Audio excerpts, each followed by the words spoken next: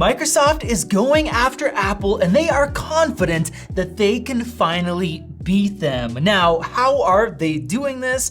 Well, with the help of Qualcomm with their new X Elite chips, even though I feel like they kind of screwed over Qualcomm in the past few years. Now, just recently, the MaxTech team traveled to San Diego and we went to Qualcomm headquarters, checked out this new chip, talked to a bunch of engineers, and I have some more info to share about that experience. So for those of you guys that are very skeptical, wondering, well, what about the battery life? What about performance per watt and all that kind of info? I'll be talking about this as well. Now, next month, Microsoft is holding a special event about Windows and Surface AI. This is not going to be live streamed, but they are very confident in this new generation. And to be honest, compared to our MacBooks and macOS, what Apple is doing, Windows is doing a lot more. Vadim and I were at a Dell event and I got some closer insights on AI for Windows, and what they're doing is actually really helpful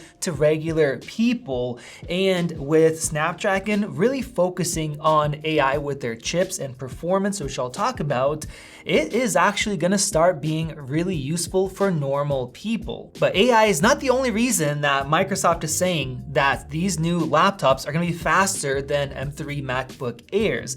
Now, it is true, if we look at the neural engine performance or their T-flops, well, they are absolutely smoking Intel and still way faster than these new M3 chips. Microsoft is so confident they are actually going to be advertising this themselves, so this is a major deal. Now, in the past, we have looked at Microsoft devices that they partnered with Qualcomm and the performance was abysmal. Benchmarks were not good, and then looking at real-world performance, it was even worse than the benchmarks, and I believe that most of this was Microsoft's fault. When Apple launched the M1 MacBooks and the Mac Mini, they created Rosetta 2 to have translation, to be able to use the other software that's older and translate it to run on the systems, and it worked flawlessly. Even without any updates, programs would just work. And then most of the time they'd work faster than the Intel-based MacBooks, and that is really what set it apart. Whereas with Windows on ARM, tons of stuff just didn't work, or you have to use old versions, it would be choppy. And because of that, people stopped buying the Qualcomm-based Windows Surface devices, and that is exactly what we recommended. Now, at that recent Qualcomm event, we had a bunch of journalists and we had some YouTubers, and the question was brought up, is Microsoft going to do anything to actually make this a good experience? Not just looking at your raw performance of your chips, which seem good, and I'll talk about that, but the software side, because that can ruin everything. And they couldn't answer it, but they implied that yes, this is going to get a lot better. And thankfully, Microsoft said that it believes the laptops will offer faster app emulation than Rosetta 2. So yes, they are pretty much doing the same thing Apple did close to 4 years ago, and that is amazing. Now, we've had a lot of info about these chips that came out and info that Qualcomm shared with us, and I put together some performance numbers. Qualcomm claimed that the X Elite was 21% faster than the M3 chip, and that is somewhat true, and I got into the details a lot more because they had two different profiles set up, and we saw that in their benchmarks. They had an 80-watt version, which the M3 doesn't use more than 20 watts, and even then it doesn't stay there very long. But they also had a 23-watt version, which is the one that's going to be coming out. Looking at Cinebench 2024 running a single run, yeah, that chip absolutely smokes the M3, also smokes the Intel competition, and that right there is a good difference. But of course, we're looking at 23 watts, and that is actually at the level of the M3 Pro. Looking at the 25-watt M3 Pro, that thing does beat out Qualcomm's 23 watt version.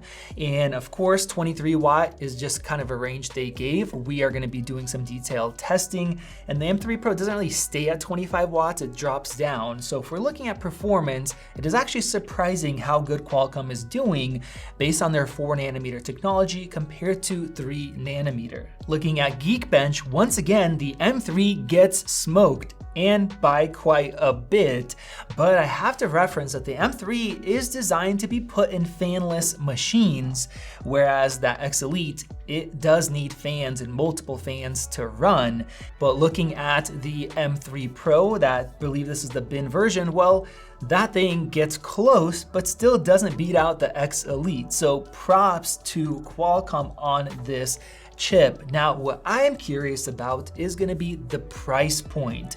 The previous Qualcomm chips were pretty expensive in the machines, and if you're competing with the M3, well, in that case, you might just get beat out just because of bang for the buck. But if the price tag is low enough, it's gonna be very compelling. Now, one thing that keeps not being mentioned in these articles is graphics performance. Even though the X Elite should be compared to M3 Pro, as far as graphics, the M3 actually beats it out. And we know the M3 Pro is double the performance in real world tasks. And looking at 3D Mark, we have 48 FPS compared to 39.1. So the X Elite is more on the M2 level with 10 core instead of the M3, and not even close to M3 Pro. Now, of course, we also have single core performance, and this is where the M3 really shines. It is so quick with those new cores. Now, for a lot of people, if you're doing simple single core tasks, yeah, you might be a little bit snappier. It's not a huge deal, but what does matter is efficiency, and also what matters is battery life. And this is where Qualcomm has not given us any info yet. And I would bet that if the performance was beating out Apple's, they would be showing it off just like they are in other areas where they're beating Apple. So I do believe Apple's 3nm is gonna be very good. And if you look at our recent Dell videos that we made, even using the MacBook Air, which throttles down and it'll sit at about 10 watts, its performance was almost identical as an XPS with an Intel chip that's using 2 to 3 times the power. So Apple is very, very good at efficiency, and that's why the battery life is so incredible, especially with the M3 chips. But with that said, I think that the future looks really bright for Qualcomm and Microsoft as long as they're supporting Qualcomm, and it's gonna be excellent for everybody to have more competition and to have Windows laptops that can actually get close to the battery life of MacBooks instead of the current Intel ones, where it's literally half of the battery life while running a lot hotter, louder instead of fanless, and having other slowdowns in real world tasks. Now, you guys let me know, is Microsoft right? What is your opinion? Are they gonna be able to catch up and beat Apple? Or is this just a big marketing push? I wanna hear your thoughts down in the comment section below. Go ahead and click that circle above to subscribe. Check out one of those videos right over there. This has been Max, and I'll see you in the next one.